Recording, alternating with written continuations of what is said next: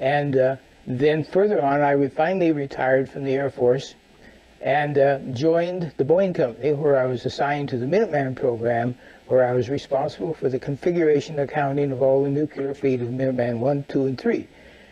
And during that period of time, I also learned about incidents involving nuclear weapons. And among these incidents were a couple of nuclear weapons sent into space were destroyed by the extraterrestrials. One incident, for example, was they actually photographed the UFO following the missile as it climbed into space and shining a beam on it, which neutralized the missile.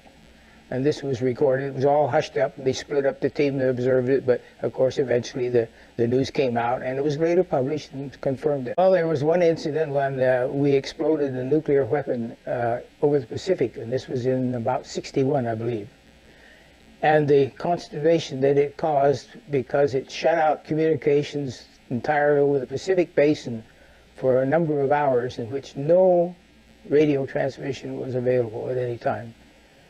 And this was very significant, and of course this was one of the things that the extraterrestrials later, I learned, were highly concerned about, because it affected our ionosphere, and in fact spacecraft were unable to operate because of the pollution in the magnetic field of which they depended upon. The very end of the 70s or the early 80s, we attempted to put a nuclear weapon on the moon and explode it for scientific measurements and other things, which was not acceptable to the extraterrestrials.